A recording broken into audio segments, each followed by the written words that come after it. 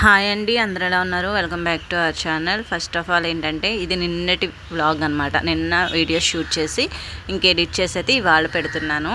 And voice over అంతా కూడా ఇవాళ ఇంకా చేసి అప్లోడ్ చేసేద్దాం అన్నట్టయితే ఇంకా టైం అయితే సెట్ చేసుకున్నాను అనమాట. నిన్నైతే మా ఊరికి అంటే మా వీధిలో ఆకుకూరలు అమ్మే ఆయన అయితే వచ్చారు. రీసెంట్గా మీకు అందరికీ తెలిసిందే ఆకుకూరలు ఎప్పుడు పడితే అప్పుడు దొరకవని. సో అట్లా వచ్చినప్పుడు ఆయన ఎప్పుడైతే వస్తారో ఆకుకూరలు అమ్మే వాళ్ళు ఎప్పుడైతే వస్తారో అప్పుడే మనము ఎక్కువ స్టోర్ చేసుకుంటాం కదా. అట్లానే మేము కూడా చుక్కకూర, పాలకూర, తోటకూర, గోంగూర ఈ 4 కూడా తీసుకున్నాం అనమాట. ఒక వీక్కి సరిపడగా తీసుకున్నాం అనమాట. వీక్కి సరిపోతాయి అన్నట్టు. సో ఇప్పుడైతే చూడండి, మా అమ్మ తోటకూర కాడలు విత్ ఆకులతో కూడా పులుసు పెడతానని చెప్తుందనమాట. అది కూడా కట్టెల పొయ్యి మీద. నాకు అస్సలు తెలీదు కట్టెల పొయ్యి మీద అంటే. ఓకే, మేము అప్పుడప్పుడు వండుకుంటూ ఉంటాం. బేసికల్గా పల్లెటూరులో ప్రతి ఒక్కరు పొయ్యి మీద వంట చేయకుండా ఎవరు ఉండరండి. అందరూ పొయ్యి మీద అయితే వంట చేసుకుంటారు.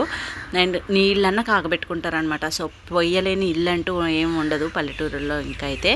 సో ఇప్పుడైతే ఇంకా పొయ్యి మీద ఇంకా కర్రీ ప్రిపేర్ చేయడం అంటే ఓకే, బట్ నాకు తోటకూర కాడలతోటి ఆకులతోటి కూడా పులుసు పెట్టడం అనేది నాకు కొత్తగా ఉందన్నమాట. అసలు తిన్నట్టు కూడా నాకు అంత గుర్తులేదు.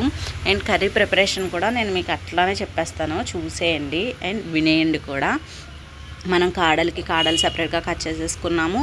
తోటకూర ఆకుకి ఆకు సపరేట్గా కట్ చేసేసుకున్నాము. ఇంకా కర్రీ ప్రిపరేషన్కి వచ్చేసి అయితే పొయ్యి అంటించుకొని దాని మీద దాకైతే పెట్టుకొని ఆయిల్ అయితే పోసుకోవాలండి. ఆయిల్ పోసుకొని కొంచెం అది మరిగిన తర్వాత, ఆయిల్ వేడైన తర్వాత దాంట్లో ఉల్లిపాయలు అయితే వేసుకోవాలి. ఉల్లిపాయలతో పాటే మా అమ్మ ఏం చేస్తుందంటే సీక్రెట్ అనమాట ఇది, ఉప్పు పసుపు కూడా యాడ్ చేసేసుకుంటుంది అనమాట. టోటల్గా ఇవి అన్నీ కూడా మిక్స్ అయిపోతే ఉల్లిపాయలు త్వరగా మగ్గిపోతాయి. అండ్ కర్రీకి సరిపడగానే ఉప్పు అయితే వేసేస్తుంది.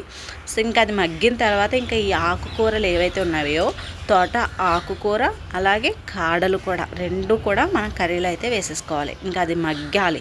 బాగా మగ్గిన తర్వాత అందులో కారం అయితే యాడ్ చేసేసుకోవాలి కర్రీకి సరిపడగా. ఇంకా కారం వేసుకున్న తర్వాత ఇంకా ఫుల్గా మగ్గాలన్నమాట. నార్మల్ కర్రీస్ ఎలా వండుకుంటాం చూడండి, వంకాయ కూర, బెండకాయ కూర, బంగాళదుంప కూర, దొండకాయ కూరలు ఎలా వండుకుంటామో యాస్టీస్ ఈ కర్రీ కూడా ఇంతేనా అనిపించింది నాకు. ప్రాసెస్ అయితే చాలా సింపుల్గా అనిపించింది, బట్ సింగిల్గా చేయాలంటే చాలా కష్టము.